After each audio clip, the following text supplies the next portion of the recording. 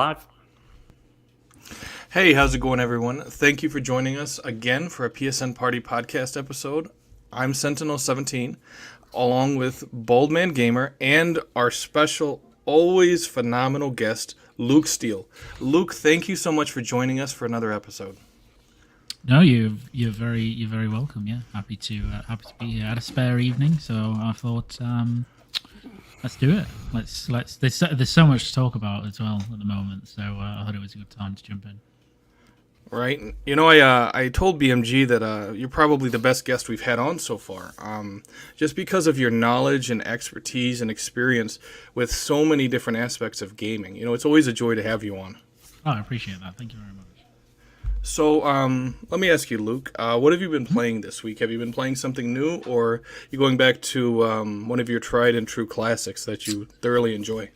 I have been playing a couple of things. So, Overwatch 2, the new season came out for that yesterday. So, just playing a bit of that.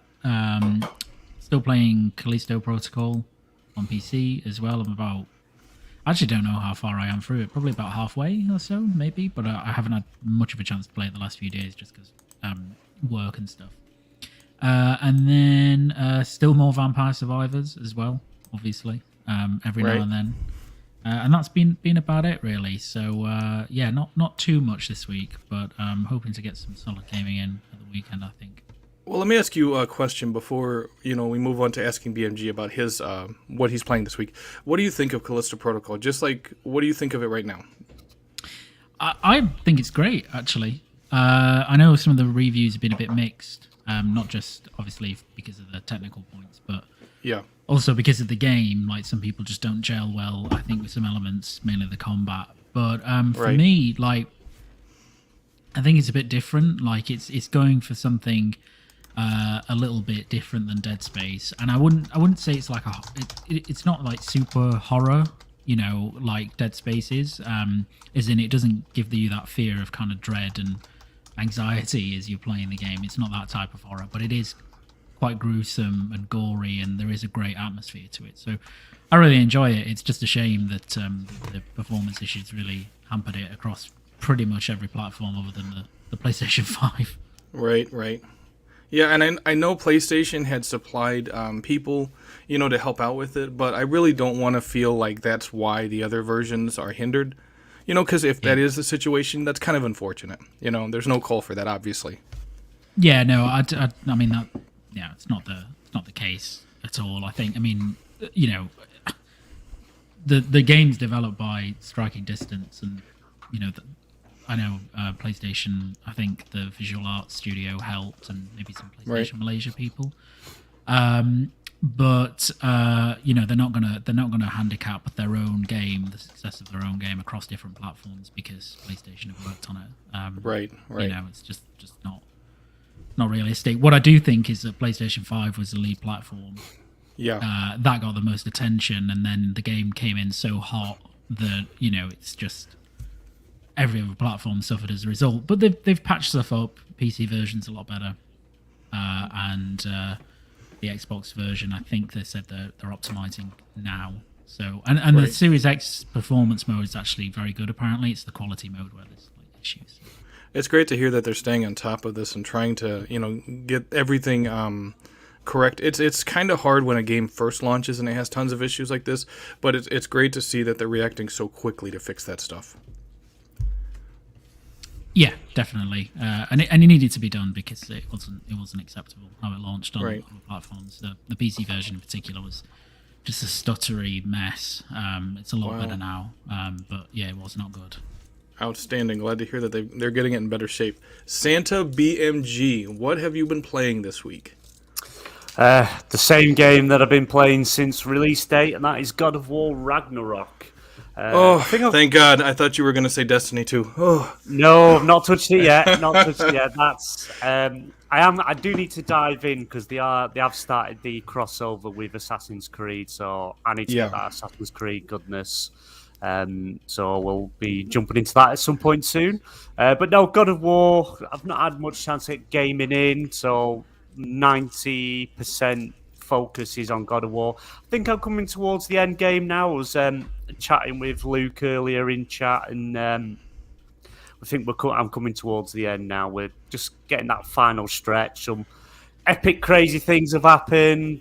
Things I wasn't expecting that really upset me, but I'm looking forward to finishing that up. And other than that, I've been playing the best mobile game on the planet, which is Marvel Snap. And if anyone hasn't played it yet, get in there. It's so good. It's not trying to clamber to get your money out your pocket. It's just it's such a good game. Such a good game. If you like card battlers, you'll love it. Absolutely love it. Well, yeah. Pretty much that's all I've been playing, to be honest. So let me ask your opinion on God of War Ragnarok. You obviously played God of War 2018, correct?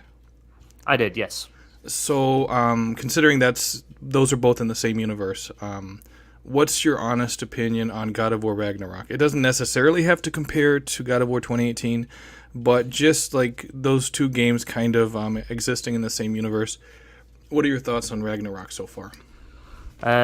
Ragnarok, amazing, absolute amazing game. I've said it before. Today is the best game that PlayStation have ever put out. It's just amazing. It's like an emotional roller coaster. The action, the combat feels so satisfying. The weapons you use, the story. It's twists and turns, stuff you don't expect, and it's just such an amazing game. And I can't recommend it enough to anyone. But just while we're on the subject of God of War, we are giving a copy away of God of War Ragnarok once we hit 1,000 subscribers. So if you're interested in a chance of winning, just make sure that you like, share, subscribe, be a part of the show, and we'll announce some more details of our giveaway soon. Definitely, because we're 36 away right now. We're close. 36 away. Oh, yeah, it's 964 right now, so we're so close. Get in there. We're nearly there. To Darren in the chat, don't worry, there is no spoilers here for God of War. I would not do that to anyone, but just to make people aware that once I finish God of War, myself, Luke Steele, and hopefully Puxley, if we can get him, are going to do a God of War Ragnarok spoiler cast. So once you've played the game, make sure you check that out once it goes live soon. Outstanding. Very nice. Now, I did want to start this podcast announcing that I did get a PS5, and I am going to be going over my feelings on the PS5, but I'm gonna actually do that later in the podcast. But I did want to throw that out there that is going to be part of our show today, because I've been primarily an Xbox guy for the past 2 generations. I have gotten PlayStation consoles, but getting my hands on a PS5 just happened a couple days ago, and I do have a lot of thoughts. So I am gonna kind of talk about that and how I feel the PlayStation 5 compares to the Xbox Series X and how it's kind of different, which is a good thing. But I'm going to talk about that later in the show. First off, of course, because Naughty Dog is very close to my heart, I do want to talk about the rumor that Uncharted is actually getting rebooted. BMG, are you a big Uncharted guy? Love Uncharted. It just reminds me so much of watching the films of Indiana Jones. Yeah, it's just got all that action, the comedy, the humor, the emotions it puts you through. It's just such an amazing game. Going out hunting treasure, there's a motive behind the things that you do. It's just amazing. It's an amazing series, and the fact that they went back and not remade, but like a optimized Uncharted 4 and the what was the other one called? In the Uncharted series? Yep, yeah. Lost Legacy. Lost Legacy, that's it. Yeah, they did it as a package, they updated it. Absolutely amazing. Looks beautiful, takes advantage of the DualSense. Again, play it in performance mode. You have a choice, performance mode. Yeah. Or you can play it in 4K, 30 frames. But amazing game, amazing franchise. And I'm kind of gutted that they said, no, they're sort of bringing it to an end of Nathan Drake. That's kind of how they kind of led it. Whether we get another one with Nathan Drake, I don't know. Yeah. But it's an amazing franchise, and I'd recommend anyone to play it. Brilliant game. Absolutely brilliant. And it's funny you bring up the Lost Legacy because it kind of felt like that could have been the new direction that the franchise is going in, especially with Chloe and Nadine. You got Sam there. What happened to Charlie Cutter, right? He was a great character that I think they could have included in future episode or future games, in the vein of the Lost Legacy. Luke, what do you think about the Uncharted franchise? I know you said Uncharted 2 is one of your all-time favorites, but the Uncharted franchise overall, what do you think of it? Oh yeah, I'm a huge fan of it. Played them all, bought them all when they launched. Even loved the first one, which had issues at the time as well. So yeah, I'm a massive fan of it. I think it's nice that it's had a break because it kind of by the end of 4 needed a bit of a break. Not that I was sick of it, but because 4 was really really great, but. It just felt like that was the time to give it a break, and so I'm hoping that it comes back. I'm sure it will because it's a massive franchise for Sony, particularly now that the film has been very successful as well. And it'd be interesting to see who's making it and what it will be. And I know Naughty Dog has pretty much been the go-to for PlayStation for. Obviously for The Last of Us, but for Uncharted as well because they really know what they're doing with that adventure game. And some people say it's a linear adventure game, but again, it's like you said, it is what it is. It's a great adventure game, and it's like a movie, kind of in the vein of Indiana Jones, or even Tomb Raider if you want to go that route. As far as a controlled story, and that's fine. Not every game has to be open world, obviously. And I think Uncharted excels at what it does, and it is one of my favorite franchises of all time for PlayStation. I know after Uncharted 4, Naughty Dog started working on something that's been called Stray Cross. It's their code name. It's supposed to be a sci-fi game. And I sort of feel like them focusing solely on that is kind of why if PlayStation wants to, reboot Uncharted, they have to toss it to another studio. Have either of you guys heard of or been following the Stray Cross project that Naughty Dog is working on? I don't know if we've ever actually heard anything officially from them about a new IP, like a new franchise. We've heard about that they're Druckmann, I think, said last year that they were working on 3 things. Right. We knew one was the Part 1 remake. The other is the Factions game, whatever that is, like this big multiplayer project. And the third thing is the thing that nobody knows about, but everyone assumes it's a new AAA. That's the thing. I'm not sure if Naughty Dog ever came out themselves and confirmed Stray's Cross. No, I think it's like it's referenced in numerous articles, but I don't think they ever came out and actually confirmed. Yeah.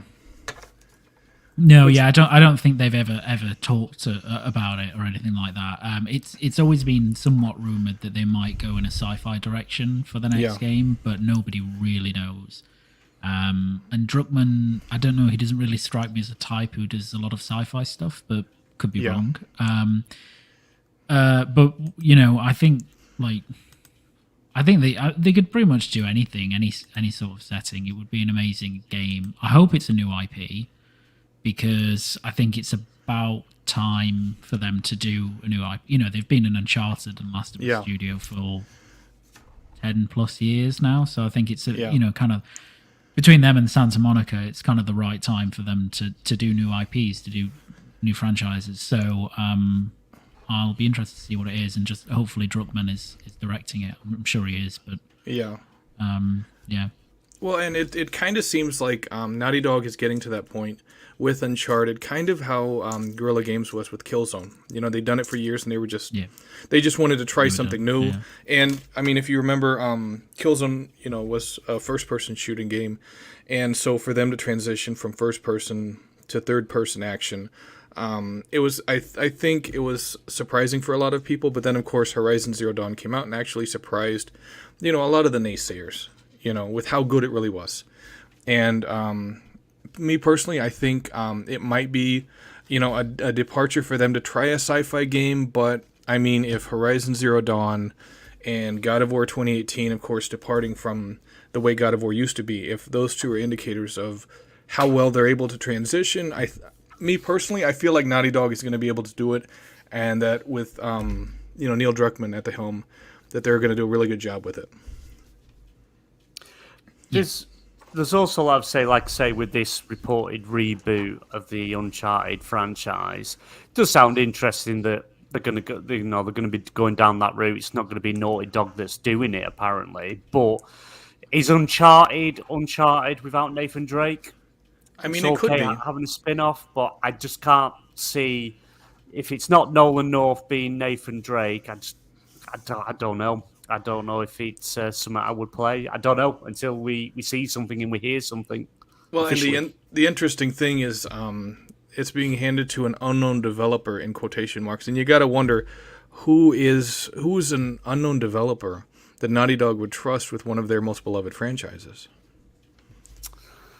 Yeah, see, it's hard. It's hard, that one. The only person I would trust to touch Uncharted would probably be Blue Point, and they mainly just do remakes and stuff. So, maybe we can get, instead of a full reboot, maybe a bit of a reimagining, something like that. Just change it up a little bit. But I would trust Blue Point to touch them.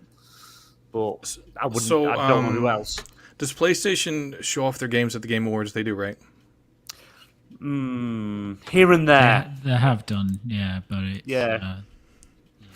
But it's unlikely that they would be showing off an Uncharted reboot at the Game Awards, pretty much. Yeah, no chance. Yeah, no chance. Okay, that's interesting. All right. I think you're going to see Spider-Man 2. I don't know why. I've just got this feeling we're going to see something from Spider-Man 2 at the Game Awards. Yeah. I hope so, but... Well, how do you feel about the original Spider-Man, Luke?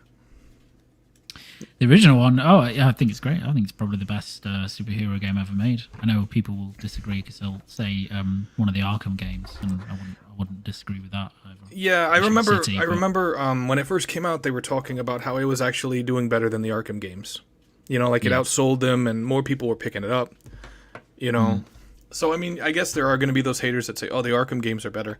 And it's like, for people that prefer DC, that might be the case, but you can't argue the success of Spider-Man. And, of course, that's going to have the hype for Spider-Man 2 through the roof. I also think it's going to be at the Game Awards. I think it's going to be crazy.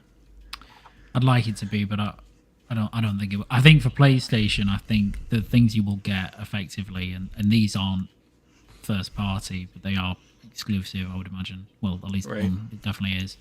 It's Final Fantasy 16, because we know that the producer's going to be there making an announcement, which will be a release date and probably another trailer or some gameplay, and then probably whatever Kojima's bringing. I would imagine that's probably Death Stranding 2, and if it is, it's probably exclusive at least for a time on PlayStation. So I think that would probably be it. But if they did bring Spider-Man, that would be amazing.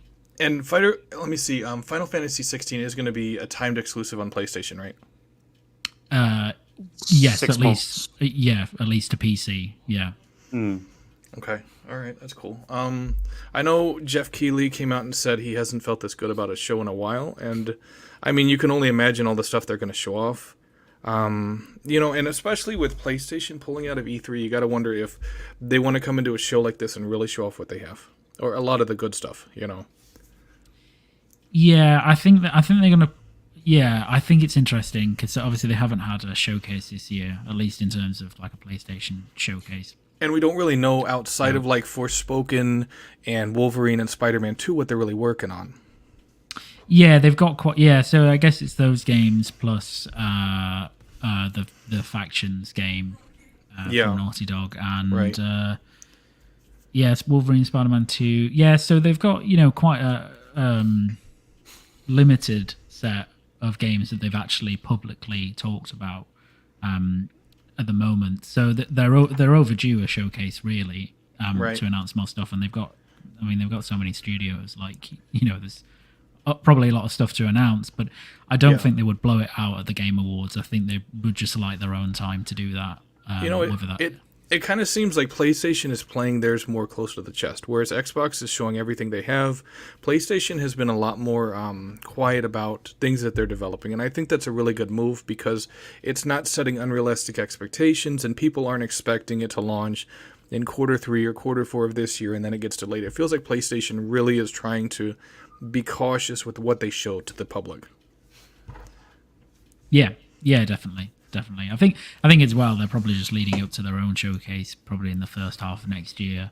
Right. So they probably want to, get as much stuff ready for that as possible. There's rumors maybe if they are at the Game Awards, there was another rumor that Guerrilla would be there and announce the Forbidden West DLC expansion. So that's been heavily rumored. So maybe that's the thing that they announced there. I know also there's a rumor about a Metal Gear Solid remake that's going to be exclusively for the PlayStation 5. Have you heard anything about this? I think the last thing I heard was apparently Blue Point Games was working on a remake of Metal Gear Solid, the first game, but it kind of died off very quickly because they're now working on something else. But it's one of them. It's whether Konami's going to let the IPs release out. It makes sense. Metal Gear Solid's been gone for a long time. Apparently, Konami, they did come out and say they're working on the next Metal Gear Solid in the franchise. So maybe if they can partner with PlayStation, because Metal Gear Solid 1 was PlayStation exclusive, work with them. I don't think you'll see Kojima have any part of it, but if they can work alongside, say, Blue Point, they showed what they can do with Demon Souls? Yeah. Demon Souls. They've shown the work they can do with that. They've shown what they can do with other games. I think they would be the perfect team to tackle it and get people back interested in it, because that thing Konami did, that Metal Gear Survivors, was like I think someone just came up with that in the bedroom or something like that. That was the worst game I've ever seen on the planet. That was pretty bad. It was awful. I tried playing it and it was just like, what is the point in this game? It shouldn't even exist. It was that bad, but they said, don't worry, we're working on the next Metal Gear. This is just to tie you over. And, I think you can pick it up for like $2 or $3 now, and that's not even discounted. That's just its retail price. But, I think it's time. Metal Gear Solid 1's been gone for a long time. Last time we sort of revisited the first game was back in Guns of the Patriots in Metal Gear Solid 4, where we had to go back to Shadow Moses, and you sort of had these flashbacks of different things that happened there and things like that. So I think it's time. It's time to see it, and I'd like to see Blue Point deal with it. If it is PlayStation exclusive, I would like to see them deal with it and show us what they can do. Unreal 5 as well. I think a Metal Gear Solid remake would be cool. I know Zarmina Khan, I'm probably butchering that name, from PlayStation Lifestyle, a few days ago wrote an article on this, but they also expressed in the article that where this report comes from, Area Gigonis, that they're kind of skeptical about it and that a Metal Gear Solid 3 remake would be more likely. Do you think a Metal Gear Solid 3 remake would see the light of day before a remake of Metal Gear Solid 1?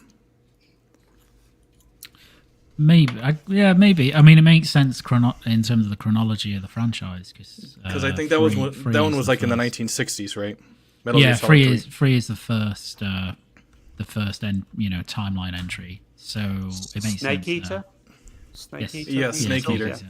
Yeah, and it was Virtuous Studios that was rumored to be on that. That was the developer, which I think are a Chinese developer or something like that. That's interesting.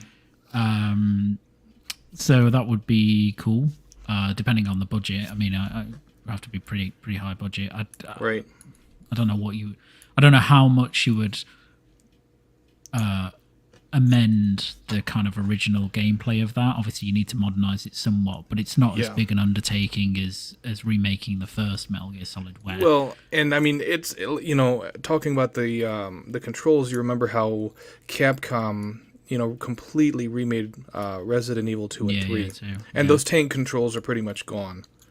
So, you would need to do the same. It would need, if you're going to remake the first Metal Gear Solid, it would need to be a similar style remake to Final Fantasy VII Remake and Resident Evil 2 for Silent Hill 2. That's getting the same sort of treatment. Which is going to... full-on remake. Yeah, that's going to be AAA budget right there. Yeah, it has to be. It has to be to do it right. So yeah, it'd be interesting to see which one they do. I think it makes sense to do the first one. I mean, it's so iconic. It could be Blue Point, I guess. I think they said they worded it weirdly when they talked about the next project. So they said they were working on original content, but they didn't say we're working on a new game. So that's original content to me sounds like something like a Resident Evil 2 or 3-star remake, where you've got a foundation of a game, but actually you're changing it so much and adding new stuff that it's kind of more of a spiritual remake of the game. So if they went that route though with Metal Gear Solid and it was a PS5 exclusive, it would blow people's minds. Yeah, it would look amazing. Particularly because Blue Point have their own engine. And it seems like Blue Point really knows what they're doing. You know, they're kind of the go-to with these types of games. Yeah, they're an amazing. I mean, if anybody's played Demon's Souls, you can see that Shadow of Colossus remake, absolutely amazing. So they're really talented. So the next game I wanted to talk about, it's pretty much been in developmental hell for years and years. And of course, the first one came out on the PlayStation 3 and the Xbox 360.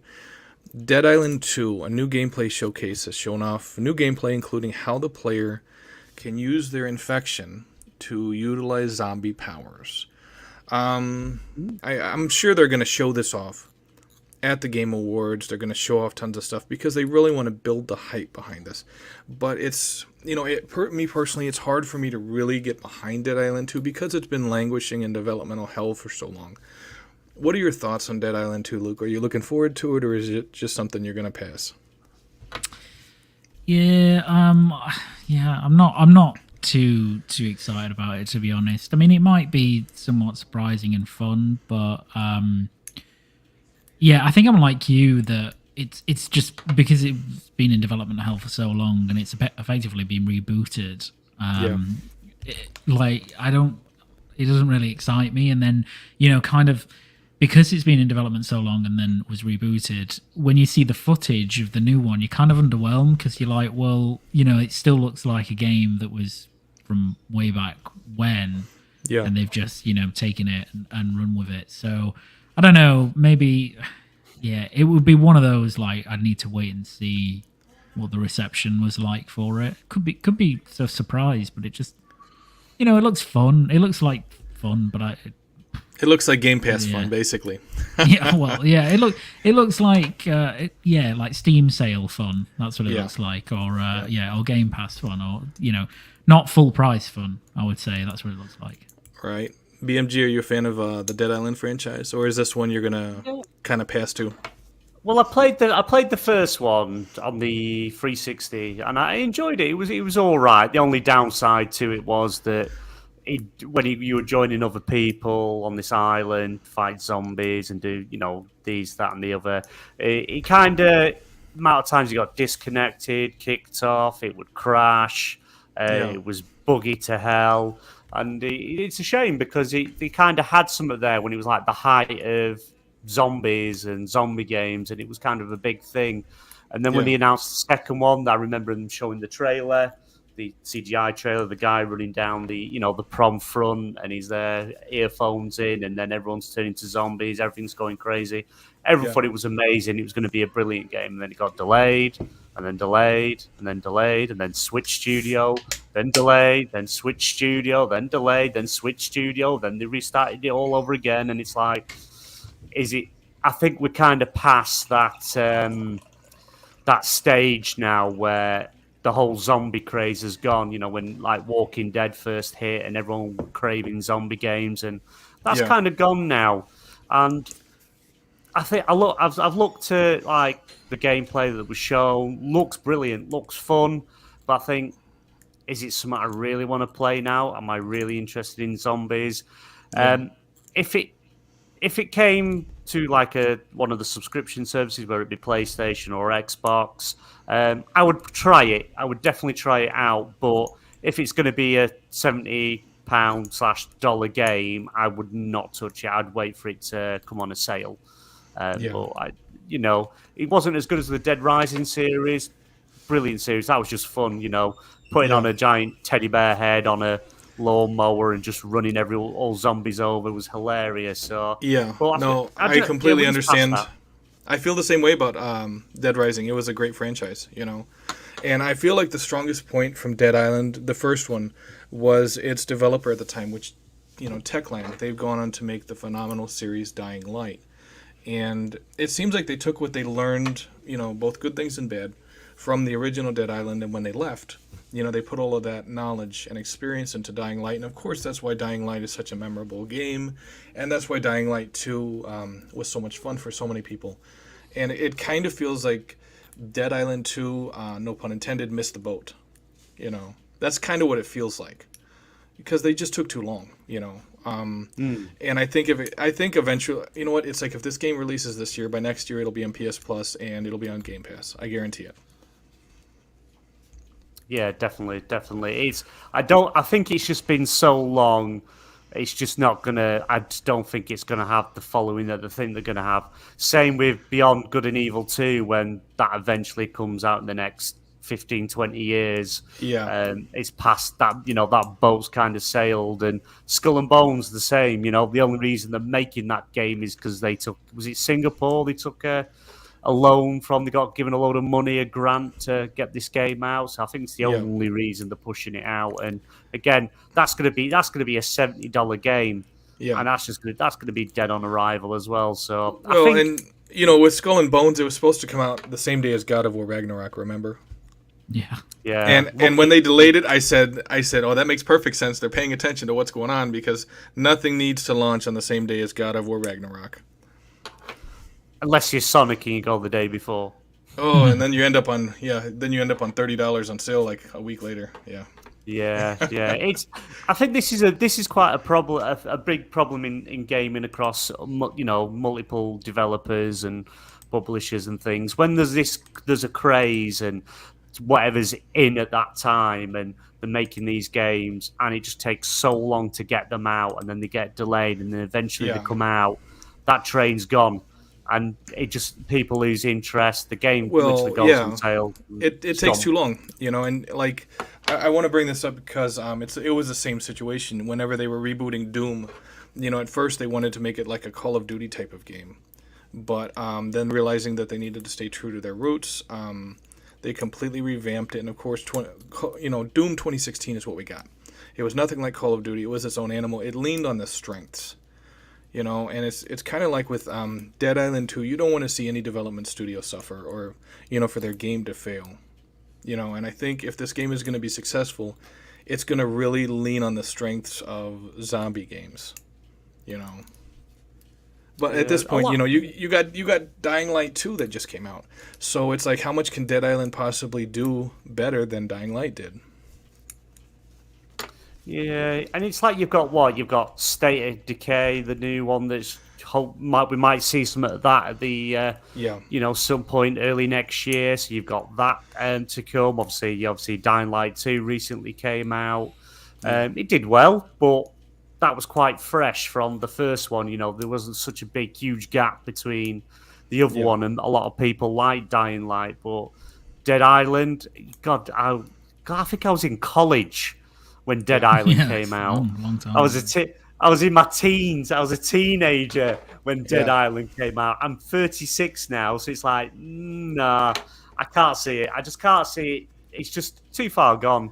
And this is the problem with a lot of games. It's great having retro games and remaking old games, but people got nostalgia for that. But when you're making a sequel to a game that wasn't that good, and it takes, nearly, just shy of 20 years to then, whatever, to bring 10, 15 years, whatever, to bring it out. It's like, it's just going to come to an audience that aren't going to pay a high price for it. If it comes in at a low price, $30, $40, you might have a chance, but if you go any higher than that, no one's going to touch it. Yeah, no, I agree. I think, I wish him the best, but I just don't see it going very far. I just don't. Yeah, no. It's don't get me wrong. A lot of these developers are putting a lot of time. There's passion. Everything's going into these games. No one's dismissing that. It's just crap. No one cares. But there's there is a lot that goes into him. But then I always think, are these developers, all these actual people wasting their time on these games? Their talents are being wasted on a game that is going to come with a poor reception. It looks good. We're seeing a slice of the game, but when the game actually comes out, and it gets slated or it's a buggy mess or whatever, it's got to be patched by 1,000 patches to get good. Like Callisto Protocol needs about 1,000 patches to play good. It's just a shame because it can be quite deflating as a developer to, getting your work and everything you put into it just dragged across the coals. But they only do what we're told. Especially with this title, because how many developers have they had? Like 5 or 6 different studios. It's been ridiculous, with Dead Island 2. It's like It's like they couldn't get anyone to meet up to the publisher's standards. It's just unfortunate. Yeah. It's a shame. And you just think they could, all this time and everything they put into Dead Island 2 could have been put into a new IP. They could have maybe gone with, if they want to go with zombies, but come up with something completely new, a new IP, something more exciting, instead of, doing a sequel to a game that wasn't that good. When you look back at it, it was awful. It was fun for the 4-player co-op on an island, killing zombies together and going around in cars and being chased. Sounds 15 brilliant. years ago. 15 years ago, but but now it's that I just can't. I don't see any buzz round Dead Island 2, apart from people saying it looked good from what they've seen. That's about it. I've not seen or heard anyone being excited for it. More excitement than Sonic, that's for sure. It got more excitement than Sonic Frontiers or whatever it's called but right. Yeah. Well, hating on Sonic. Wow.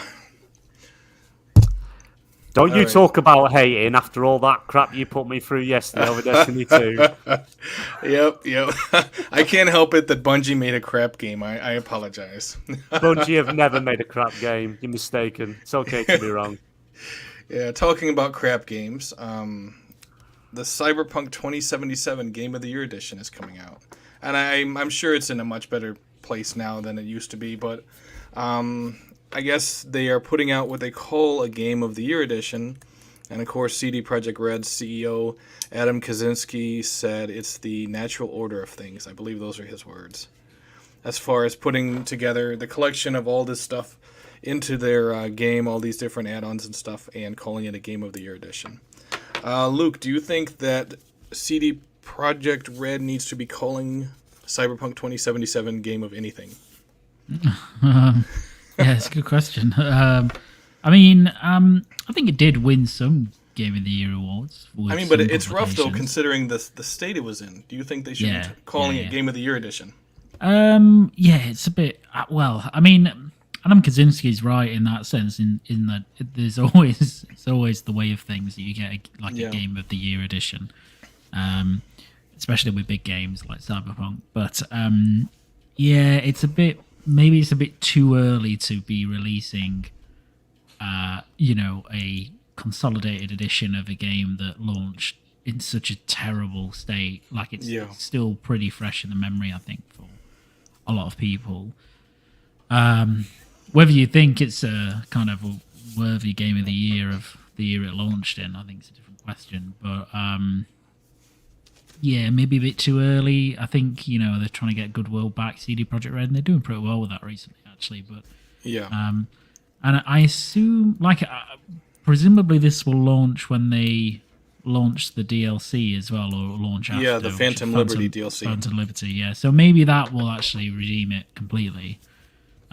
Because it did look really nice from the little trailer they showed. So, I'm still playing that game actually every now and then. Did you pick it up at launch or did you buy it later? I did. No, I picked it up on launch for PC, and it was shit. It was not good. Nice. People say the PC version was the best version. So I can attest that it was not a great version. So I can't even imagine what the other versions were like. In fact, I remember my wife got the Series X version or the Series console version, and that was okay. It seemed fine, apart from obviously a big reduction in like detail and just sacrifices made to bring it to a console. But well, I remember they burned the bridge with PlayStation. You remember when everyone was giving those refunds? Oh, yeah, because they took it off the store, didn't they? So. Yeah, because PlayStation's a little harder to get refunds, for their games than Xbox. And CD Projekt Red was like, hey, just go ask them for a refund. They'll approve it. And PlayStation was like, oh, we are, huh? And so they pulled it from the store completely and wouldn't even sell it. Yeah. And that's because, the PlayStation 4 version was the last gen versions were terrible, just absolutely dreadful. And I had an Xbox One X, and it still had like 20 seconds loading time for the cutscenes. Like halfway through the cutscene, and I was like, "Oh my god, are you serious?" Yeah, so it was pretty ridiculous. It was, but so like on PC, the issue was, the port, it ran pretty well. That wasn't an issue. It's very demanding. It's still to this day very demanding, but that's justified because it's a pretty amazing looking game. Yeah. And there's a lot of CPU intensive stuff that goes on, so that's justified. But the issues were at launch, it was just so buggy. There were so many bugs. Just like random cars spawning in highways, cars falling from the sky, people just stood in the middle of the road T-posing. Like, it was all... I had one where Johnny Silverhand just melted through the floor, like in a cutscene. Like... So and it sounds like little stuff, but it's all immersion breaking, and in a world where it's trying to immerse you, it's like the biggest sin the game can do, I think. Jesus. Now I play. It sounds like the CEO shouldn't have named this the Game of the Year edition. It shouldn't. It's too soon. He should have been like, "Hey, it's the We're Sorry edition." How about that? Yeah. We apologize. I was thinking the exact same thing. We're Sorry edition. We apologize. It's like now I play it and it's great, and it's the game it should have been. It looks incredible. Like, I know I'm running it like spec'd out. Yeah, and with ray tracing and stuff, but it's an amazing looking game, and it does a lot of things really well. But you remember after launch, it came out that the developers knew it needed more time, and they were asking their bosses for more time, and they were like, "Nope, you got to get it out at this certain date." So you feel for the developers because it's like they're talented because look at the state it's in now. And they knew they needed more time, and their bosses said no, and then everyone looks at the developers like they're the bad guys. Yeah, and it clearly needed at least a few months more, probably longer than that. But have you played it, BMG? Did you play it at launch, or did you? Yeah, I picked it up on the Series X, and literally from starting playing it, first half hour, 40 minutes, not a problem, and then it was just. It kept juddering. At one point, I was in a car and went flying across the map because something hit me, and I just kept spinning, and it just got to the point where it was unplayable. And so I actually got a refund on the game. I got my money back. I put onto Xbox saying can't play this game. It's awful. Not a problem. Within 5 minutes, got refunded for it. But I did pick it up again. I got it on. Got it on sale. I think I paid $23.99 for it on sale. So I do have it. I do own it. I've just not gone back to it. What I'm not happy with, though, is that there's not as many dildos in the game. That is gutting. No, that's it's pretty disappointing, isn't it? You're in a room. You kill a load of bodyguards and things. You search him, and why has he got 6 dildos in his pocket? What the fuck's this guy been doing? Oh, that's gone. It was a mystery. I liked it. I was interested. I want to know the ins and outs of this guy, why he has to carry so many dildos around with him. But that's gone now. I'm gutted. Bring back the dildos. But yeah, it's been that's the tagline for this episode. Bring back the dildos. It's been for a really rough journey. Yeah, I'm looking forward to the expansion. I still haven't completed the main game. I've got 30 odd hours into it, but I will do. It's my Christmas mission. And I'm really, really looking forward to the bringing out a new PC patch, actually, which will introduce DLSS free support and a new overdrive ray tracing mode, which looks pretty amazing, and that coincides with the DLSS free mode because you will need to put that on to run this new ray tracing mode at any kind of playable frame rate. So, as a tech piece in particular, I think it's really cool. Very nice. It's nice to see them, support it with all these updates. Yeah. But what the game is now is what should have launched. What we were shown, what we seen, we didn't get. Like the best thing they did was drop last gen. It was the best thing that they could have done. It kind of feels like, they pretty much, and I hate to use this term, but they pulled an Xbox. They showed too much, and they had all these unrealistic expectations set, and then they said, hey, it's going to launch by this date, guaranteed. And if they're going to have to delay it, it's going to piss everybody off, And I know I talked about this earlier in the show, but I kind of feel like that's why PlayStation is ahead of that particular curve, because they haven't given us any release dates. Yeah. Yeah. And they're being very careful, very cautious with what they show off. With the exception of the Forspoken trailer that had everyone going nuts, but you know what I'm talking about. How it was kind of broke the immersion, and Oh, with the voice lines and the writing and that was a little poor. Yeah, it was terrible. Yeah, it's one of those games where it looks a bit better every time they show it. Yeah. And in fact, when they don't show the story stuff, it looks quite good. When they do show the story stuff, it's kind of like, Yeah. yeah. So, do you think the new game that Kojima is teasing is going to be Death Stranding 2? Well, funnily enough, 21 minutes ago, he just did another teaser on his Twitter, and it's an image with 3 females with their faces blacked out, so like silhouetted, right? And it's got the logos if you can bring it up, it's got the logos he revealed the other day at the bottom, and then it says in the middle of the silhouette, it says "How come?" ? But the thing that I noticed immediately is the silhouette in the middle is Leia Seydoux, who is fragile in the first Death Stranding. So it has to be Death Stranding. Nice, and they're probably going to announce that at the Game Awards. Yeah, he's in the US now. I don't know if anybody follows him on Twitter, but he was, I think 2 days ago, he was at Santa Monica Studios, visiting, and he's had other pictures as well. But very nice. Yeah. So, yep, it's coming to the Game Awards. No wonder why Jeff Keighley is about to lose his mind. Yeah, 100%, 100%. It's definitely Death Stranding, which is cool. Let me just see if I can. You keep going. Let me just see if I can bring this up. Bring it up. Did you pre-order the first Death Stranding, or did you just pick it up afterwards? Oh, I pre-ordered it. Yeah, I'm a huge I'm like Keighley fanboy levels of Kojima fan, basically. So I was always going to pick it up day one, and I absolutely loved it. Unsurprisingly, because it's a Kojima game, and you either really love his games or you don't.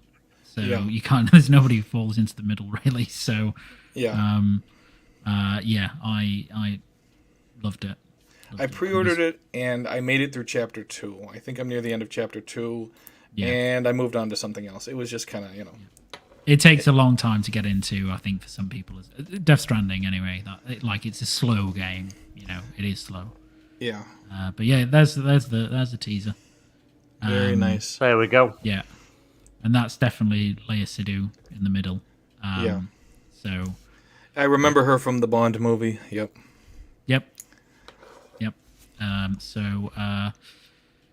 We should see that. I mean, we all knew it was coming anyway, because Reedus just randomly said in an interview a year ago that, we're making Death Stranding 2. It's being made right now.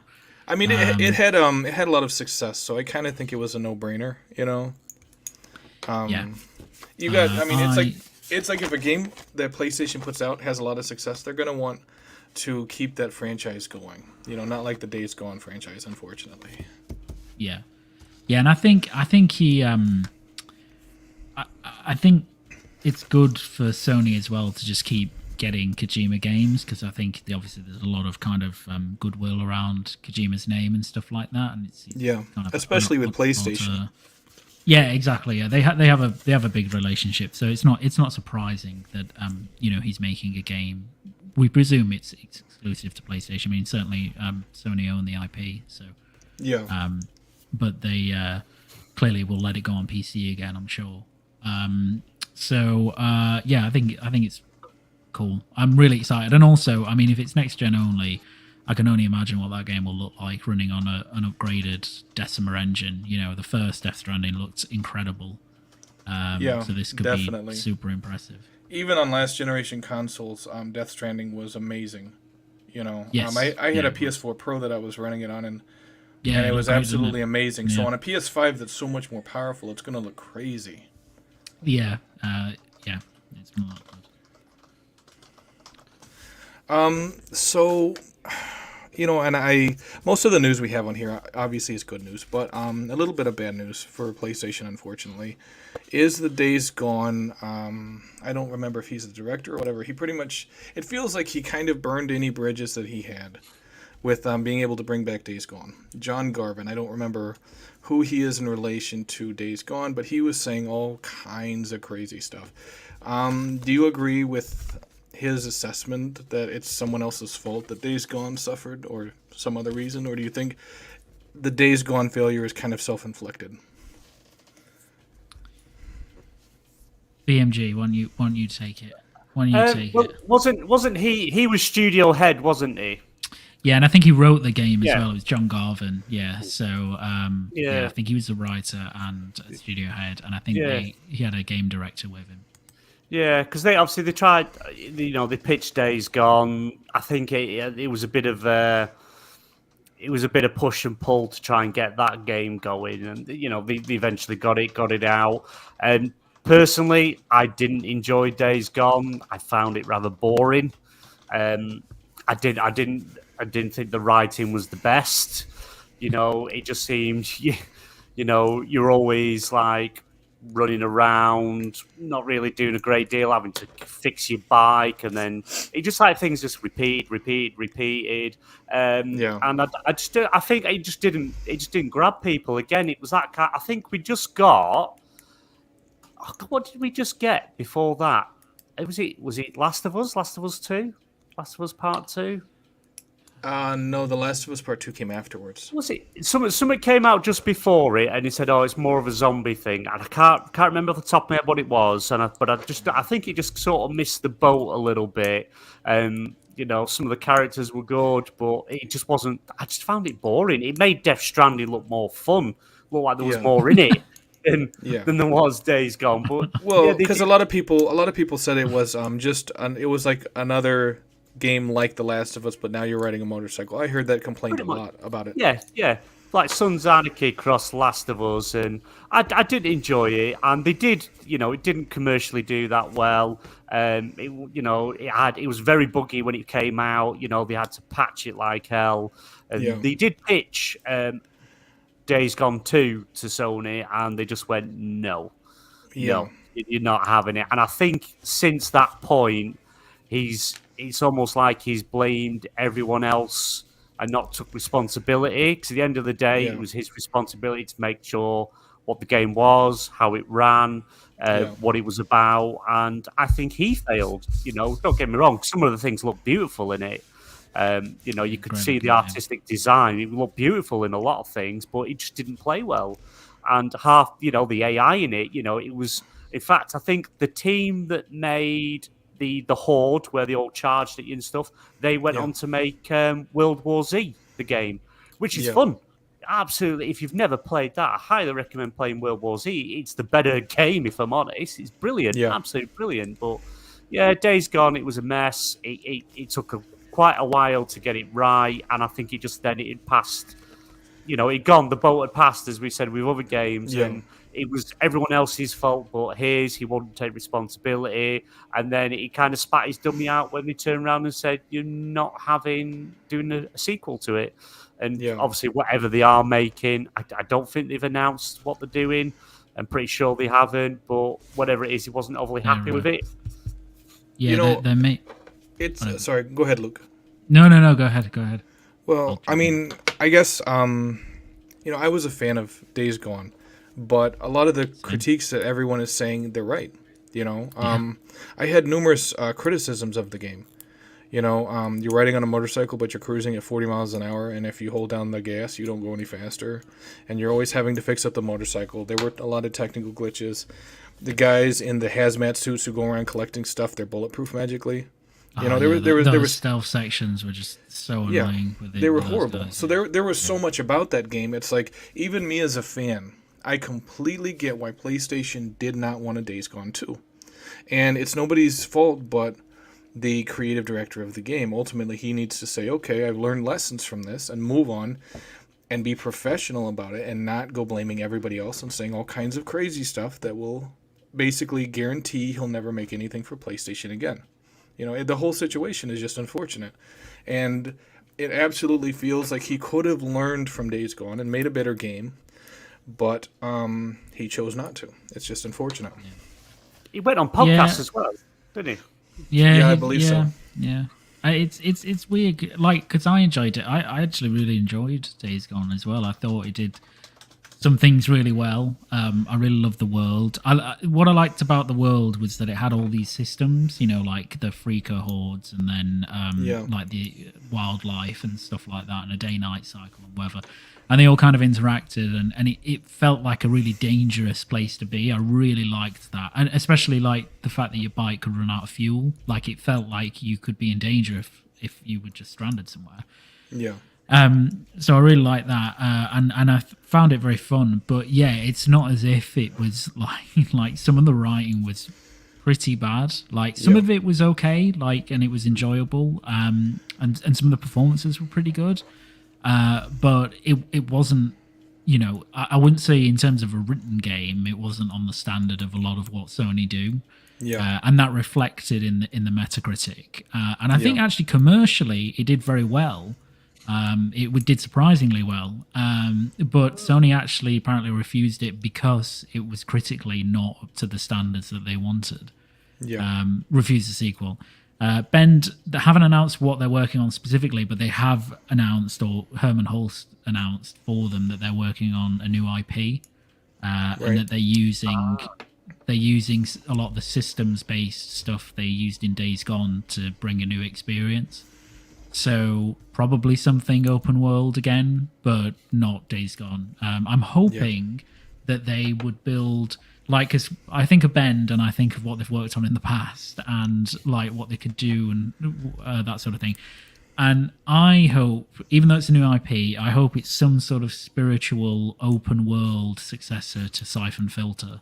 Yes. That's what I hope it is. Well, and you remember how they had the Easter eggs for Siphon Filter in Days Gone? Yeah, they did. It's in the same world. Those were the Easter eggs, that they were in the same world. So, in the same universe. So I hope it's something like that, where it's kind of like, and I imagine basically a Siphon Filter style game in the vein of like Metal Gear Solid 5 Phantom Pain, open world, lots of mission design, lots of systems happening. You can go and approach objectives in a different way. You could have multiplayer in that. You could have, drop in, drop out. Right. I think that would be amazing. Especially with Splinter Cell being developed by Ubisoft, it could be a competitor. Yeah, exactly. Yeah, it could be a great kind of action stealth game, and it would look amazing as well, because Days Gone looked amazing. Like, Bender, a really talented studio. Obviously, John Garvin and the other kind of heads left after Days Gone, so it's kind of a fresh generation of leadership as well. So I think they want to do something impressive, and they could give me a Siphon Filter spiritual reboot in an open world. I'd love that. Love it. That would definitely be nice. You might even get a Siphon Filter, because they've been not Ben themselves, but it has been over Twitter, because it's Siphon Filter's anniversary. Yeah, I think this year, isn't it? Or it's just gone. It's just. I think it's just gone. But you never know, because this is the thing. Because like PlayStation have kind of, God of War Ragnarok was their thing of the year, so they're like, we don't need to do anything else. But I don't think they would let all the other platforms go and show some at Game Awards and they not show anything.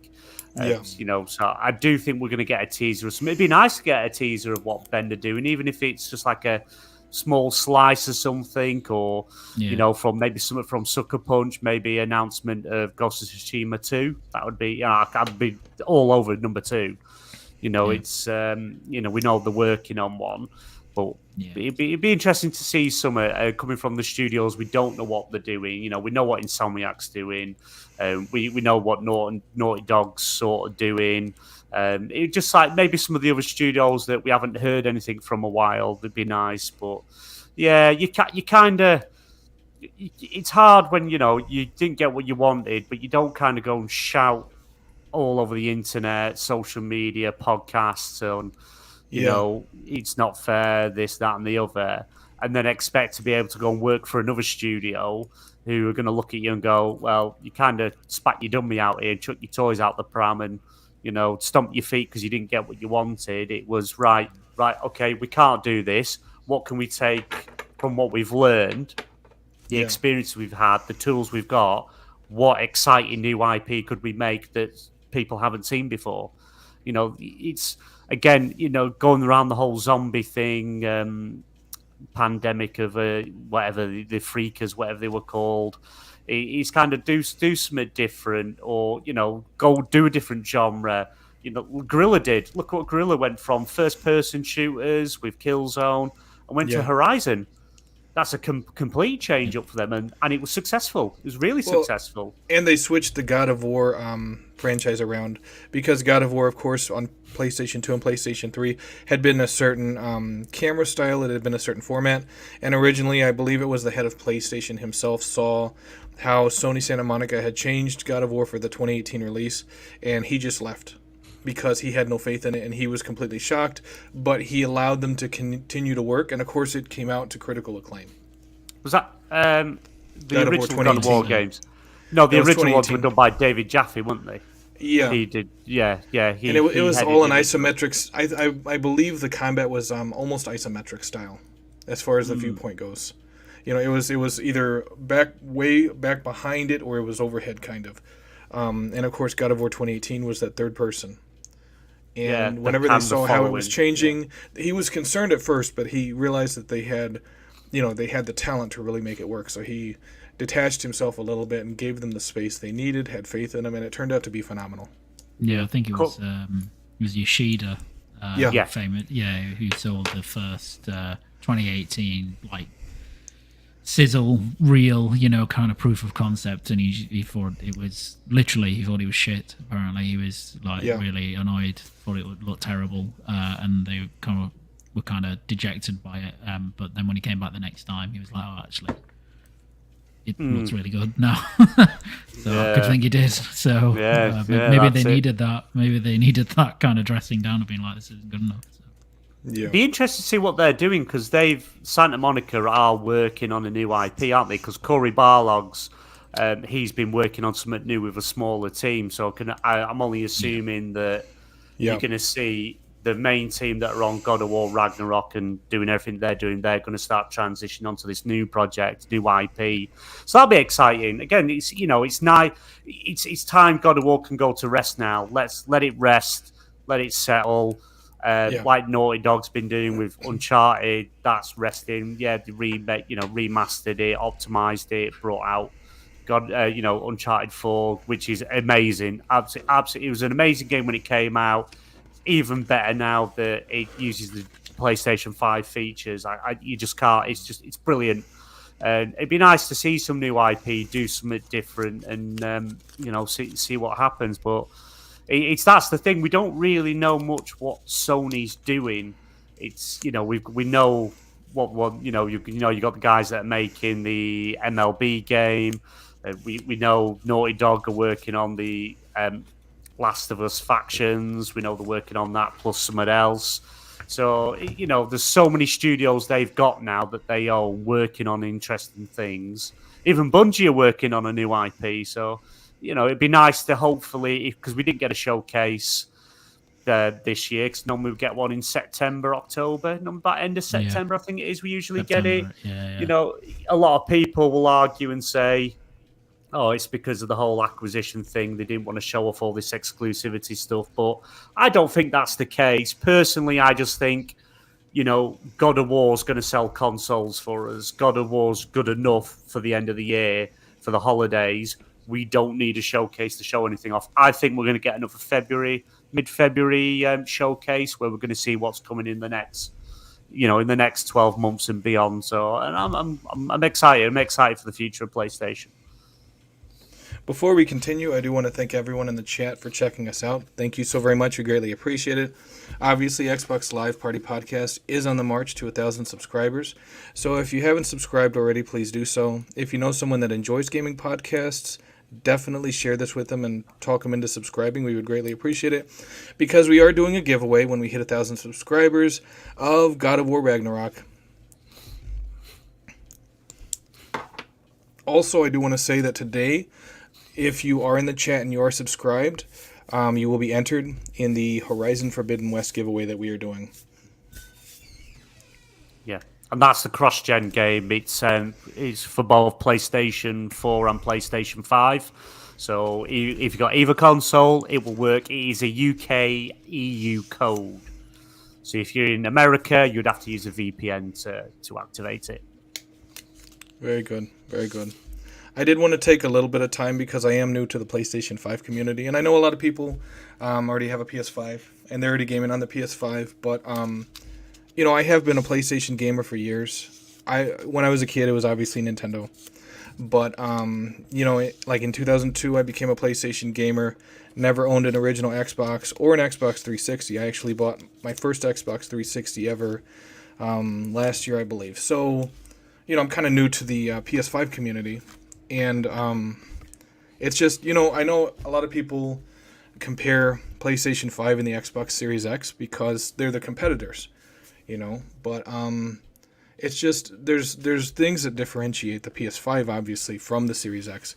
And one of the biggest ones is the controller.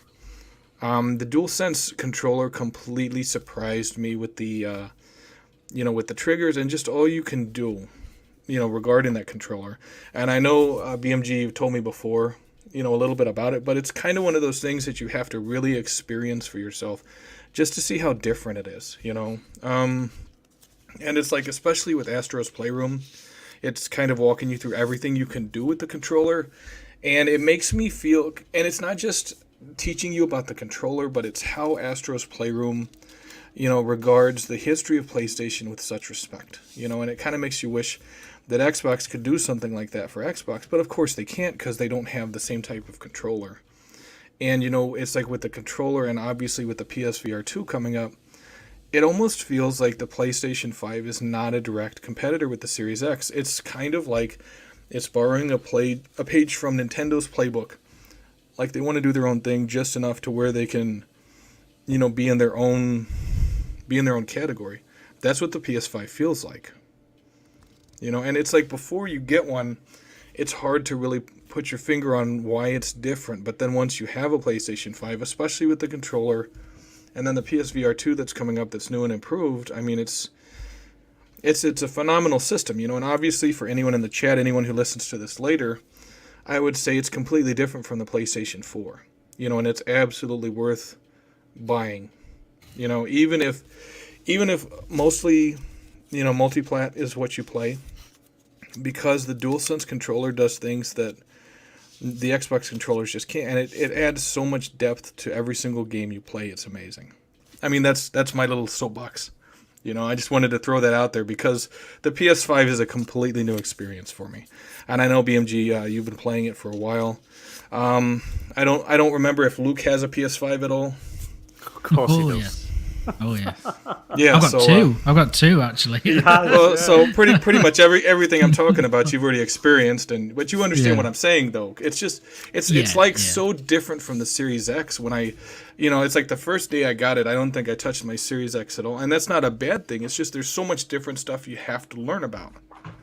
Yeah, definitely, definitely. I think you're right in that you can you can try and explain to people the controller, and you can try and explain to people how different it is, but until you actually play with it, you don't understand how good the controller is. Actually, Astro's Playroom is still probably the the showcase of what that controller can do. There's been some really good games since then as well, like Returnal made really good use of it, for example. And that's on PlayStation Plus, and I'm thinking about checking it out, but I don't like getting my ass kicked, so I'm kind of like, oh, You should, because it's an amazing game. It's really amazing. I know some people will fall off it, and that's fine. It's very difficult. It's very unforgiving. It's a bit less unforgiving now than it was, because they patched in a few things that help with that, including a different save system. But God, I just love that game. I absolutely loved it.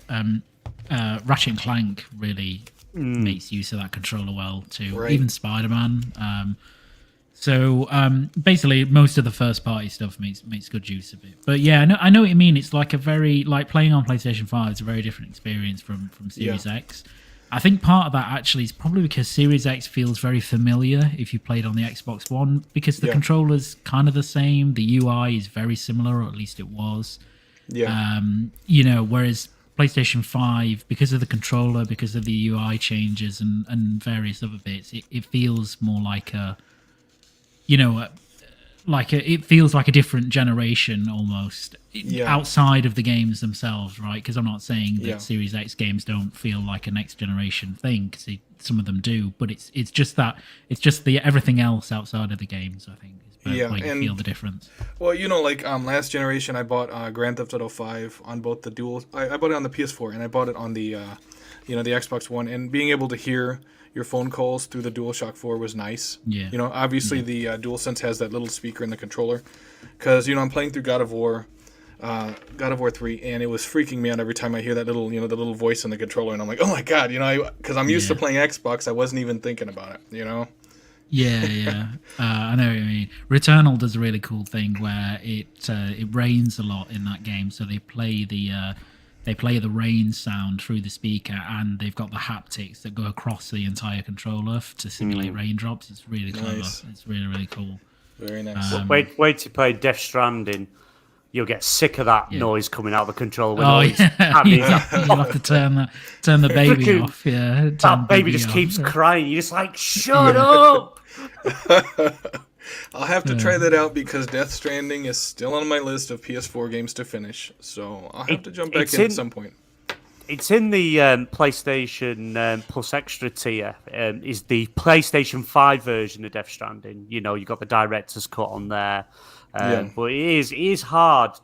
When you try and explain to people what this can do and the features it has, it's hard. Like when you tell someone, oh, you're walking through mud, it feels different, and it's like how? And it's like it just does.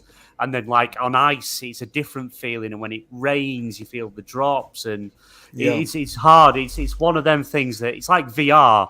You can show someone it, but until they're actually using it and trying it, you don't get the actual experience. And then they go, I see what you mean. But with your time with the PlayStation 5 that you've had so far, what have you played on it so far? What games have you had? I have played God of War 3, and I played Astro's Playroom, obviously. And I just now jumped into the Mass Effect Legendary Edition that is free for this month for PlayStation Plus subscribers. But, it's like 2 weeks ago, I finished an entire playthrough on the Xbox. So I'm kind of like, it's daunting having to think about 120 hours of more Mass Effect. I don't know if I can...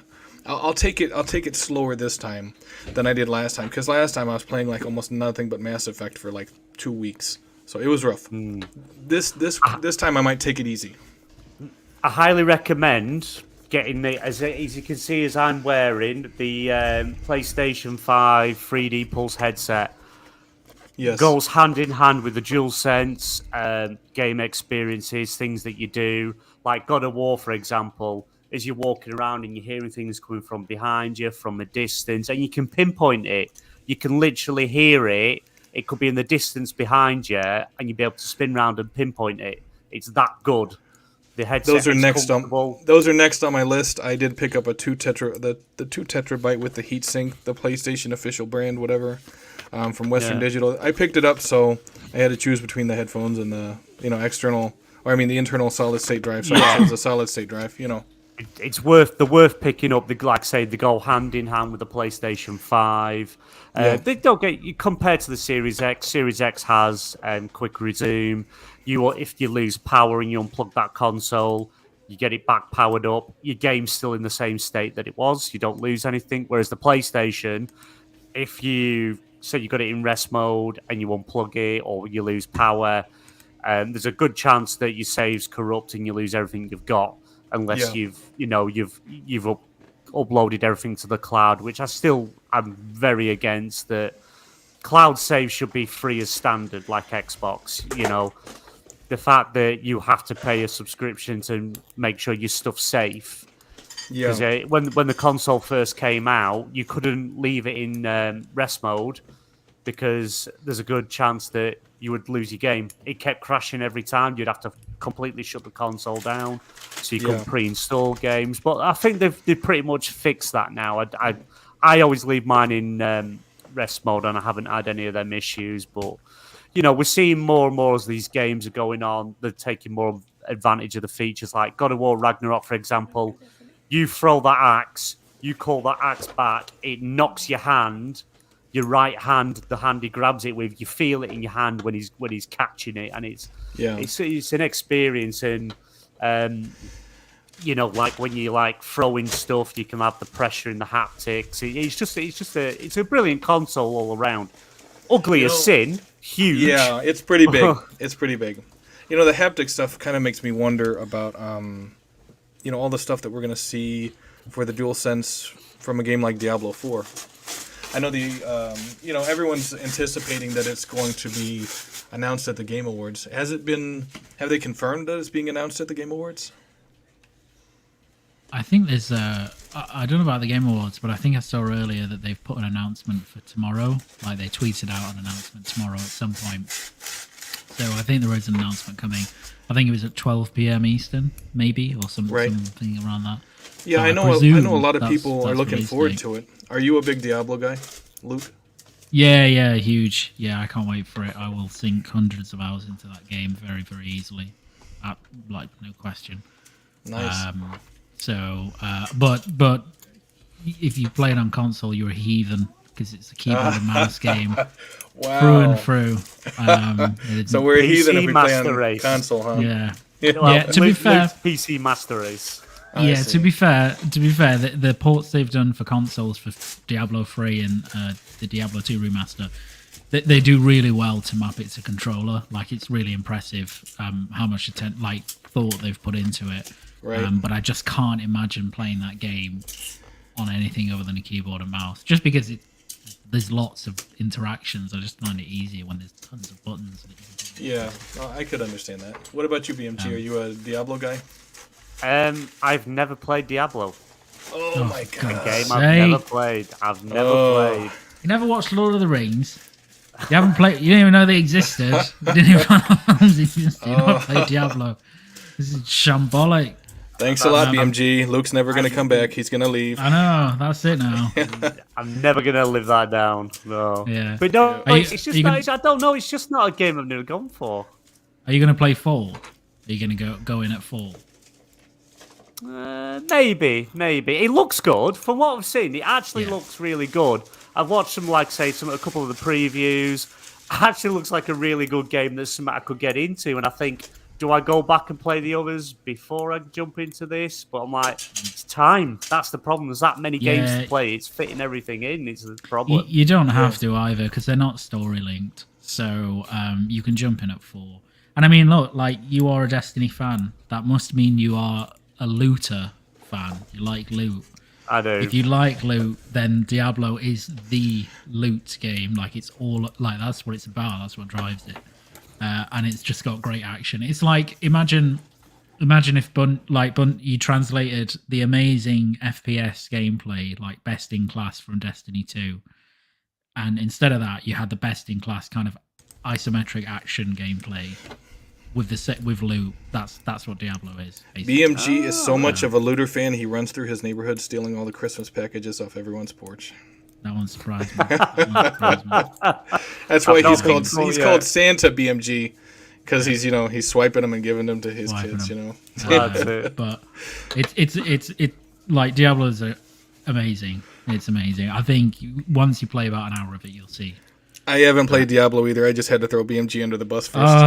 Oh, that's it. Yeah, let me take the brunt first. Yeah.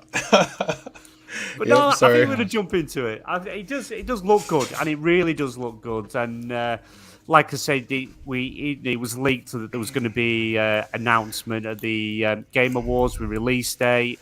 Maybe because of that, they've kind of gone, let's do something before it to kind of show people wrong. As long as he doesn't come on stage and say, what, you guys don't have phones, and reveal it's actually for mobile. Oh, yeah. We should be fine. That would be hilarious. Oh, they would get crucified. It wouldn't be hilarious for the guy who's running for his life, who represents, the Diablo franchise. Where was it where they announced... I can't remember the game. They announced the game... was it QuakeCon or something like that? Was it Blizzard? They announced the game. It was BlizzCon. That was it. They took the Q&A live as well, and the guy was like, "Is this an early April Fool's joke or a late April Fool's joke?" It is a mobile game. That was funny. It's because the lead up to that, everybody was like, "Oh right, now's the time for a new mainline Diablo game." So everybody got themselves hyped up, and someone, like, there were pretty credible rumors coming out that there would be a new Diablo game announced. So everybody just put 2 and 2 together, and they were like, well, okay, like, here it comes, new Diablo 4's coming. And then, they announced Immortal. And so everybody was just like, what the fuck? Like, what is going on? So, a really bad time for Blizzard, that one. We're saying that now, but watch them announce a Quake game, and then they're like, "Oh, it's Quake Mobile." Oh my god, I'm gonna. Yeah, Quake Mobile. It'll happen. You'll see some Quake Snap. I'll be all over that. I'll be all over that. No, it'll be Bethesda Snap, and it'll have the Doom guy, and the Wolfenstein guy, BJ Blazkowicz, and the Quake Trooper guy. They'll all be in a mobile game. Yeah. Well, speaking of mobile games, though, did you see the announcement from CD Projekt Red that they're stopping support for Gwent on mobile? I did not. They scaled back the team. They're just doing like updates through 2023, but in 2024, all support's stopping for Gwent, which is actually a really good game. If you ever played The Witcher 3. Or Witcher 2 as well, I think it was in. You could play that game for hours. Absolutely brilliant. The mobile game's really, really good, but dropping support for it, which is a shame.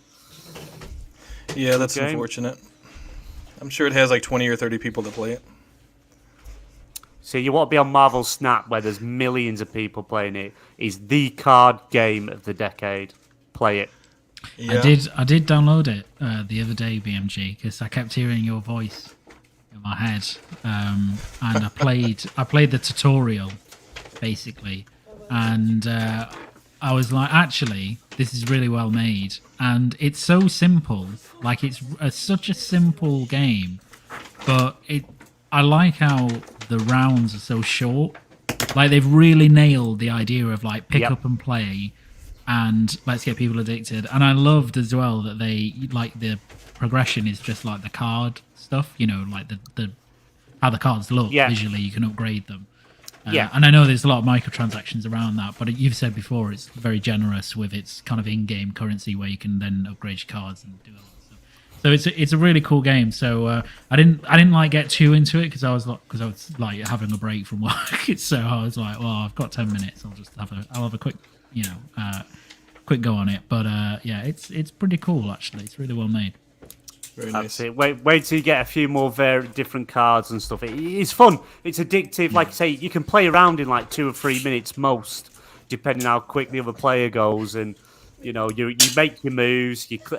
Both sides click the next round button, then you see where the cards land, and then they've got different things that each card does. And it's just fun. It's a really fun game. Yeah, and it's fun.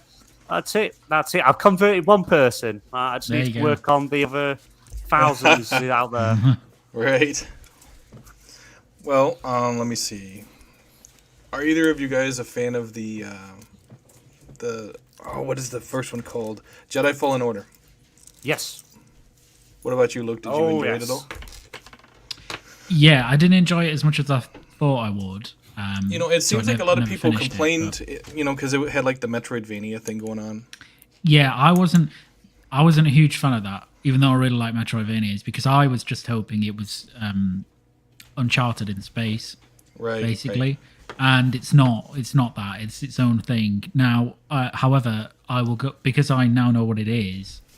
I'm really looking forward to the second one because I kind of know I've set my expectations as to what type of game it is. Yeah, I know they said really it's coming out in, I guess, March of 2023, according to the game's Steam page. Are you pre-ordering it, or are you just going to wait until after it launches? I will. I'll just buy it when it releases. You're not really a pre-order guy? No, not a pre-order. Games that aren't limited quantity. Have you not seen what comes with the pre-order? Because they reveal what comes with the pre-order. Obi-Wan Kenobi Obi-Wan, yeah. So maybe then. Yeah. It depends on when the embargo comes out. If the embargo comes out like a good few days before, I'll probably pre-order, and it's good. Like the reception's good. It's Respawn though. It's Respawn. Yeah, they're very reliable. Like they're a great studio. So I think it'll be really good. Is it? Is it this generation of consoles only? Is it coming to last gen as well? Nope. It's current It's just gen this only. gen. Nice, okay. This should look really good. And they're showing it tomorrow, right? At the Game Awards? Yep. Gameplay trailer? Yes. Yeah. So they've updated it's going to be cool. The actual, if you go onto EA's site, they've actually updated all the marketing for it. So it's all changed. So they're gearing up for it. But yeah, it's going to be at the Game Awards. And that's where we're hopefully going to get gameplay as well as a release date, which I'm excited for. March, perfect time. Yeah, perfect time for it to come out because there's a lot of stuff coming out next year. I saw as well one of the pre-order things you could get. There are different blasters that you can get, so it looks like he also has a blaster now, which I think is really cool. I guess he realized the lightsaber by itself just wasn't going to cut it. Yeah, he's like a Han Solo Obi-Wan hybrid. He's a beast, Cal Kestis. Oh yeah. I also love how they put like the little visual art they did for him in the concept where he's like really grizzled now and he's got like scars everywhere, like cause it's been 5 years since the first game. So I thought that was really cool, and I'm looking forward to it a lot. I think it should be really good. Part of the pre-order. Sorry. Are you pre-ordering? BMG, are you pre-ordering? Oh yeah, I'll pre-order it. It's you can have Obi-Wan Kenobi's outfit, but your little robot guy. What was he? BDA? Yeah, BD1. BD1. Who was BD1? BD1. Yeah. If you pre-order, you get the R2D2 skin for him. I'm all over that. Okay. I'm all over that. That is, yeah. But no, I pre-order it. I love Star Wars games. I'm a big Star Wars fan. I enjoyed the first game. I didn't like I said, I didn't like the fact that there was no quick travel. I hated that you would have to go all the way one end of the game and then go all the way back, fight all the exact same enemies on the way back because they all respawned. And that map was awful. You couldn't find anything on that map. It was absolutely abysmal. But they were just small little things. But the game was good. The story was brilliant. I liked the flashbacks. Spoilers for Jedi Fallen Order, but you have to run away from Darth Vader, which is just awesome. So I'm interested to see how he's going to play a part in that. I'm hoping if Darth Vader's in it, they managed to get James Earl Jones to do the voiceover before he retired, because he's officially retired from doing voiceovers now and acting.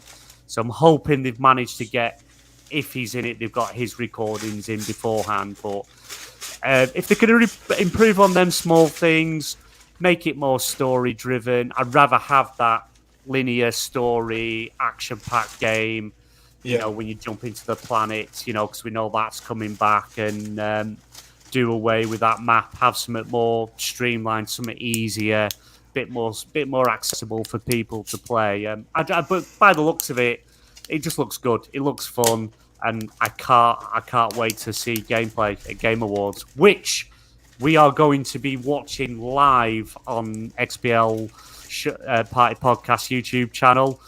So far, there is myself, the Sentinel, and Darren is going to be joining us because we're the only three insane people willing to stay up and watch it. Sentinel, it's all right. It's only like 6:30 in the evening, but for us, it's 12:30 Friday morning.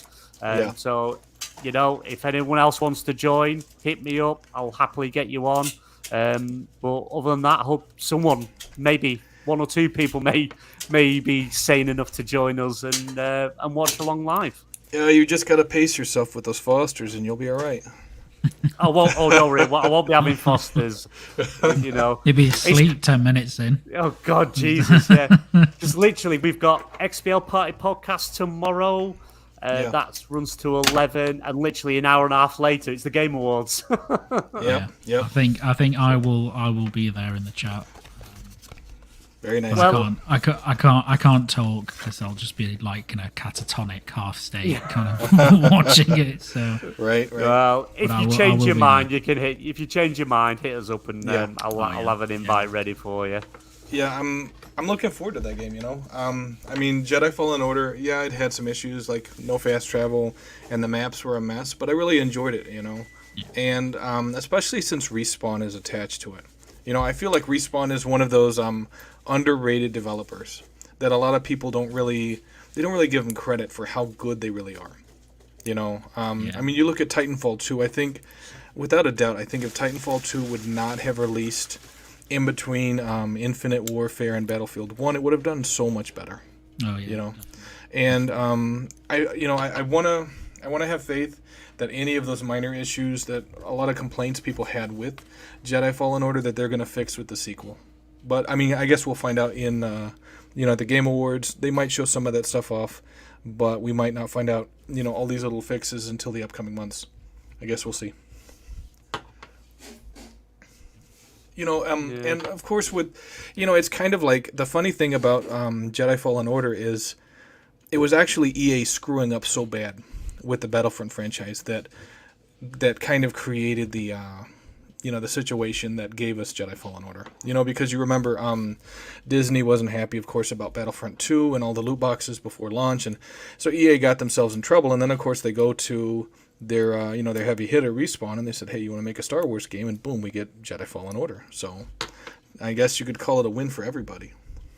I wonder if they had to fight for it, because obviously EA's kind of style is make a game, multiplayer, filled with microtransactions, and they kind of, was it last year EA sort of said first, single player games were dead. It wasn't their it was a Twitter account or something. It was. That was pretty foolish on their part, I think, because they're trying to be cheeky, and they got a hell of a lot of backlash from that. Yeah, but I think Respawn proved to him that single player games aren't dead. They can do well. They can make money, and they even optimized the game for current gen consoles as well, which looks amazing.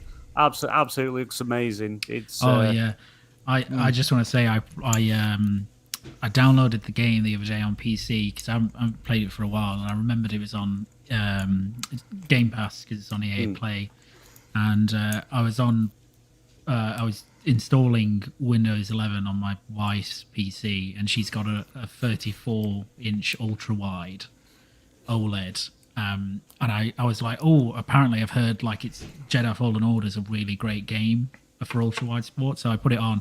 It was incredible. It was absolutely incredible. Like the way that they use like the full amount of the screen, the HDR is really good in that game as well. Nice. And it was, it's like flawless, well over 60 FPS, but it's still like it reminded me how good a game, like how good it looks to this day. It's a really impressive looking game. So I can't even imagine actually what this game will look like on next gen hardware only, this gen hardware only. And you're still not going to pre-order?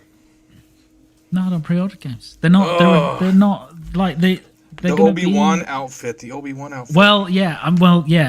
Maybe in this instance I'll pre-order it, but only because I get an Obi-Wan outfit and a cool R2-D2-esque skin for BD1. So that's it. That's all we need. Very nice. That's all we need. Yeah. BMG, did you want to do that giveaway? Yeah, we can do it. Right, so to be honest, we've only got you've got people in chat. There's 1 in 4 chance that you're going to win because there's only 4 constant people. Obviously, I can't include us guys in there because we're part of the show. So I shall spin the wheel now. What I'll do is, obviously, once we pick a winner, I'll also share the screenshot of the winner that's picked, so no one knows it's fixed or anything like that, so it's all fair. So here we go. Let's spin the wheel.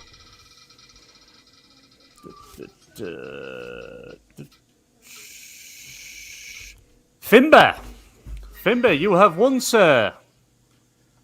I will. Outstanding. And congratulations. Congratulations, Finbar. You've won the Horizon Forbidden West for PlayStation 4, PlayStation 5. I will send you that code because I know you're subscribed. You're here in every show. So, yeah, I will get that fired over to you in DM on Twitter shortly. And I will also post a picture. In fact, I'll do it now so it gets shown now because obviously I want it all to be fair. But no, congratulations, mate. Very nice. Congratulations, Timber. I'll get it over to you. Well, I may have to give it to someone. Well, that's entirely up to you, my friend. It's your code. You do with it as you wish. Yeah. So I think we're actually out of PlayStation topics for the day. Let me see. Not a problem. Yeah, I think we've pretty much covered everything. I've got a question for you, for Sentinel. Yes. What will be the next PlayStation 5 game that you are going to pick up to play? What are you wanting? What experience are you wanting to have? I hear a lot of people talking about Ratchet and Clank Rift Apart. I'm probably going to pick up that one. And because it's not in PlayStation Plus. So there are some exclusives that are in PlayStation Plus, and that's how I'll play them. But Ratchet and Clank Rift Apart is not. So that's probably the one I'm going to pick up next. Are you a fan of the Horizon series? Yeah, I have Horizon Zero Dawn and I have the Frozen Wilds both, but I bought them for PS4. I've played all the way through Horizon Zero Dawn. I don't think I've finished the Frozen Wilds yet, and I am looking forward to picking up the Forbidden West, but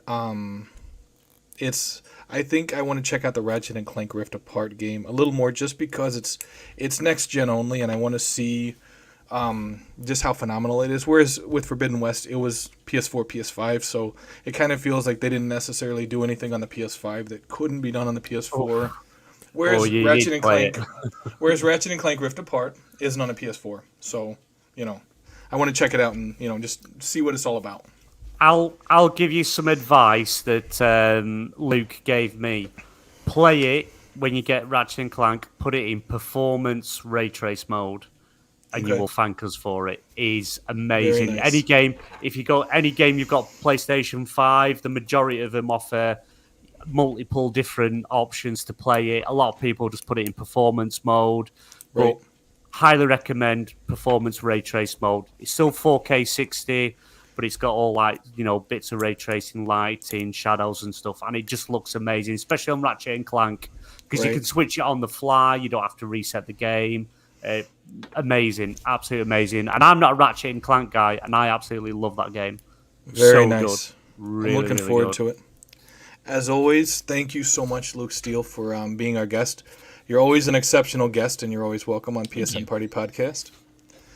Yeah, thank you very much. No, always a pleasure chatting with you both and experiencing more greatness. This is a show about greatness. Yep. So and no limits. We have no limits here. And Jim Ryan's exclusive fan club. That's it. That's it. I am going to get a T-shirt made saying "Smooth Eyes Jim Ryan" on. I'll get the picture. Never gonna give you up. Oh no! Thank you everyone for joining us in the chat. For everyone watching this, and for everyone who's going to check it out later. I appreciate it so much. Luke, where can people find you at? Yeah, I'll keep it simple. It's just at LukeSteele90 on Twitter, and then you'll see me in various places. And recently posting screenshots of Callisto Protocol, so if you want to see some of that, go check me out. Very nice. BMG, where can they find you? Well, mainly you'll obviously find me over here on the part of the XBL Party Podcast team. We're here at PSN Party Podcast on Wednesdays, XBL Party Podcast on Thursdays, and when the Jinner can be bothered, we do Gaming Room 101 on a Tuesday. Stacey's chat as well we're a part of, but that's currently on hiatus until 2023. So keep an eye on the socials for that. And other than that, you can find me at BaldManGamer over on Twitter. And last but not least, Luke, you are going to be on a podcast this Sunday. Did you want to tell people where they can watch you this Sunday? Yeah, sure. Yeah, I'll be on the Green Pass Gaming podcast. It will be 8 p.m. this week, UK time. We've got Ains from Season Gaming guesting as well. And we're going to be breaking down all the Game Awards stuff, all the winners, losers, the trailers, the 55-minute Kojima highlight section, all of it. So go check it out. Green Pass Gaming on YouTube. Very nice, very nice. Thank you again for being our guest. I greatly appreciate it. Always a phenomenal guest. And for myself, I am on Twitter, S3NT1N3L17. It's alphanumeric for Sentinel17. That's my Twitter. That's my Twitch. I live stream usually every day, but I've been busy with my PS5, so I have been off there a little bit. But for the most part, I live stream every day. You can also find me on Stasis Chat on YouTube with BMG. And on this PSN Party Podcast, we are going to take a little break for the holidays here pretty shortly. And Stasis Chat will be back after the new year, so you can check us out there. Anyway, that's it for this episode. Thank you so much for watching. I greatly appreciate it. Don't forget to check us out next time. And everyone have a good week. See you guys later. See you later.